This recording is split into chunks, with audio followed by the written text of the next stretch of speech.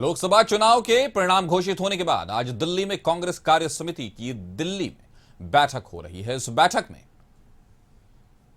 तमाम नवनिर्वाचित सांसद हिस्सा ले रहे हैं। अधिकांश सांसद चाहते हैं कि इस बार नेता प्रतिपक्ष राहुल गांधी को चुना जाए और इस बार जिस तरह की संख्या जो 10% की जरूरत होती है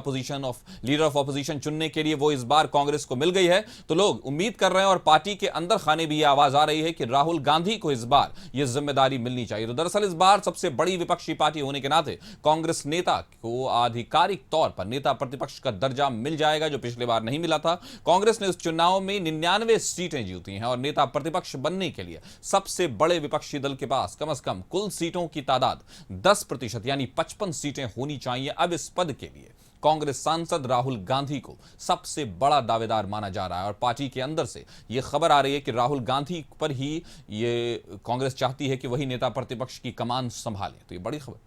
तो इस बड़ी खबर आ रही है। आज कांग्रेस वर्किंग कमेटी की मीटिंग चल रही है, उसमें इस बात पर सबसे ज्यादा चर्चा होगी कि नेता प्रतिपक्ष कौन होगा। कहा जा रहा है कि पार्टी के अंदर से भी और गठबंधन से भी कहीं ना कहीं यह आवाज आ रही है कि राहुल गांधी को ही नेता प्रतिपक्ष यानी लीडर ऑफ ऑपोजिशन होना चाहिए। पार्लियामेंट में हम जानते हैं लोकतंत्र की मजबूती के लिए जितनी आवश्यकता एक सत्ता पक्ष की होती है, मजबूत सत्ता पक्ष की होती है, उतनी ही जरूरत एक विपक्ष की भी होती है जो सरकार के उठाए गए कदमों की निंदा कर सके, उसको चेक एंड बैलेंस कर सके। तो कहीं ना कहीं ये दिल्ली में कांग्रेस नेताओं की बैठक है, बड़ी बैठक मानी जा रही है। इससे नेता प्रतिपक्ष के चुने जाने की बात है तो तय है कि अपने आप में जो सरकार चलेगी, जहां एक तरफ एनडीए में संसदीय दल की बैठक में प्रधानमंत्री नरेंद्र मोदी को तीसरी बार देश का प्रधानमंत्री चुन लिया है उनके घटक दलों के नेताओं ने, उनके बीजेपी के एमपीज ने, वहीं दूसरी तरफ कांग्रेस में इस बात की मीटिंग हो रही है, इस बात के लिए चर्चा हो रही है कि कौन अपोजिशन लीडर होगा, कौन नेता प्रतिपक्ष होगा। राहुल गांधी के नाम की चर्चा जरूर है। कयास लगाए जा रहे हैं कि कांग्रेस के अंदर से, घटक दलों के अंदर से भी, जो इंडिया गठबंधन के घटक दल हैं उनके अंदर से भी ये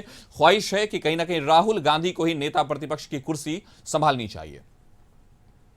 तो पार्टी के अंदर से भी आवाज उठ रही है कि राहुल गांधी को ही नेता प्रतिपक्ष की जिम्मेदारी संभालनी चाहिए, उसी की कमान उनको संभालनी चाहिए। अगर हम याद करें पिछले बार, तो अगर कांग्रेस के सबसे ज्यादा एक्टिव मेंबर कोई विपक्ष की तरफ से नजर आए थे तो हमें याद है कि राहुल गांधी आए थे। राहुल गांधी ने बहुत सारे मुद्दों पर सरकार को घेरा भी था और सरकार से बहुत सारी चीजों पर सवाल जवाब भी किए थे। कहीं ना कहीं राहुल गांधी एक उस तरह से पार्लियामेंट में एक्टिव नजर आए हैं। तो इस बार भी घटक दलों को यह चाहते और खुद कांग्रेस के अंदर से भी यह ख्वाहिश सामने आ रही है कि नेता प्रतिपक्ष के तौर पर राहुल गांधी को ही यह कमान संभालनी चाहिए, इस जिम्मेदारी को राहुल गांधी को ही अपने सर माथे लेना चाहिए। तो बड़ी खबर आ रही है कि राहुल, अभी जो मीटिंग चल रही है दिल्ली कांग्रेस वर्किंग कमेटी की, उसमें संसदीय दल की बैठक में हमारे साथ इस पर ज्यादा जानकारी के साथ संपादक अशोक मिश्र हमारे साथ जुड़ गए हैं। अशोक जी बताएं, अहम मीटिंग, लोकतंत्र के एक तरफ जहां प्रधानमंत्री को सपोर्ट और समर्थन मिल रहा है, वहीं दूसरी तरफ नेता प्रतिपक्ष जो उतना ही जरूरी है लोकतंत्र के लिए, उसके लिए भी कहीं ना कहीं एक जो है चर्चा चल रही है। तो क्या कहेंगे?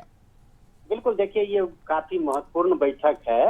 और राहुल गांधी के नेतृत्व में कांग्रेस को इस बार सफलता मिली है और कांग्रेस ने डबल डिजिट कहिए कि पार कर लिया है। पिछले दफे कांग्रेस को मात्र 52 सीटें थी, इस बार लगभग 99 सीटें आई हैं, मतलब 100 से 1 सीटें ही कम है। तो यानी कि जहां एक तरफ बीजेपी की सीट की संख्या घटी है, वहीं कांग्रेस की सीट की संख्या बढ़ी है और राहुल गांधी का आत्मविश्वास बढ़ा और कांग्रेसियों का जोश बढ़ा है। तो अब आधिकारिक रूप से राहुल गांधी संसद में विपक्षी दल के नेता हो सकते हैं, इसलिए ये कांग्रेस की महत्वपूर्ण बैठक है और इस बैठक में कांग्रेस संसदीय दल का नेता राहुल गांधी को चुना गया है और उसके बाद वो अब कांग्रेस मांग करेगी विपक्षी दल के दर्जे की और इसीलिए ये महत्वपूर्ण बैठक है। एक तरफ जहां नरेंद्र मोदी एनडीए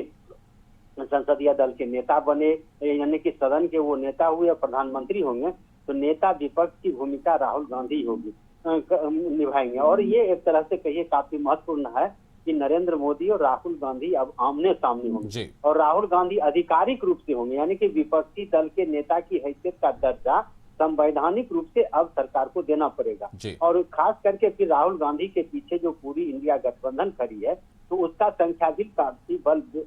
अच्छा है और लगभग 238 सीटों की संख्या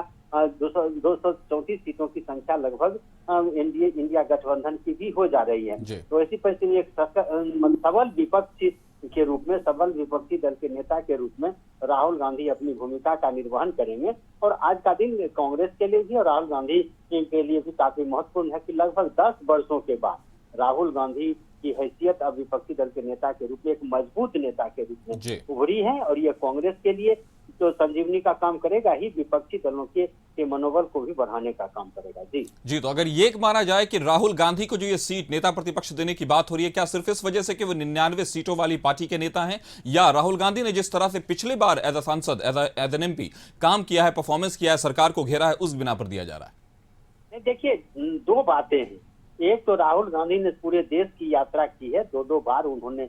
यात्रा की है, कन्याकुमारी से लेकर के कश्मीर तक, और फिर पूर्वोत्तर राज्यों से लेकर के दिल्ली तक। तो एक ये बड़ी बात कह सकते हैं कि राहुल गांधी ने बगैर विपक्षी दल के नेता की हैसियत से या कांग्रेस अध्यक्ष की हैसियत से ही उन्होंने समूचे देश का दौरा किया, और इस रिजल्ट का अगर अकेला किसी श्रेय को जाता है तो वो राहुल गांधी को जाता है। तो ये एक बड़ी उपलब्धि है। दूसरी उपलब्धि है कि विपक्षी दल के नेता के रूप में जितने संसद की सदस्य संख्या होनी चाहिए वो अब कांग्रेस के पास है, और कांग्रेस से बढ़ के कोई दूसरी पार्टी नहीं है जिनकी इतनी सदस्य संख्या हो। तो इसलिए कांग्रेस की अपनी भी हैसियत बढ़ गई है, और कांग्रेस के साथ पूरी इंडिया गठबंधन के अगर सांसद हैं तो उनकी हैसियत और बढ़ जाती है। अकेले दम पर कांग्रेस विपक्षी दल के नेता के रूप में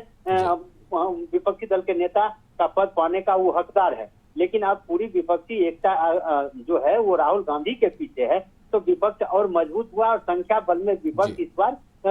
काफी मजबूत है। तो वैसी परिस्थिति में राहुल गांधी को ये जो पद दिया जा रहा है, या कांग्रेस वर्किंग कमेटी ने जो निर्णय लिया, वो सिर्फ राहुल गांधी परिवार के हैं इसलिए नहीं, बल्कि राहुल गांधी ने अपनी ताकत से, अपनी मेहनत से, अपने कर्म से कांग्रेस को इस मुकाम तक पहुंचाया जिसके लिए वो सही मायने में हकदार है। और यही वजह है कि कांग्रेस संसदीय दल का नेता उन्हें चुना गया है, और इसी के बाद अब उन्हें विपक्षी दल के नेता की बाहैसियत होगी। और वो विपक्ष के नेता का मतलब होता है कि सदन के अंदर अगर सत्ता पक्ष में सदन के नेता प्रधानमंत्री होते हैं तो विपक्ष के नेता के रूप में राहुल गांधी होंगे, और वैसी परिस्थिति में दोनों के जो आमने सामने एक तरह से कहिए कि ताकत आजमाइश होगी, वो आने वाले दिनों में दिखेगा। और खास करके राहुल गांधी ने पिछले वर्षों में जो अपने आप को एक तरह से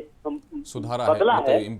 उसका असर देखने को मिलेगा इस सदन में। जी, तो कहा तो कांग्रेस मुक्त भारत से नेता प्रतिपक्ष चुनने तक राहुल गांधी का जो सफर है वो फिलहाल आज उसका एक तरह से कह सकते हैं समापन होगा, और राहुल गांधी को बहुत उम्मीद है कि नेता प्रतिपक्ष के तौर पे चुन लिया जाएगा। भारत के लोकतंत्र की मजबूती है कि जहां एक तरफ प्रधानमंत्री जबरदस्त बहुमत के साथ होंगे, उनके सामने नेता प्रतिपक्ष राहुल गांधी होंगे। हमारे साथ जुड़ने के लिए आपका शुक्रिया।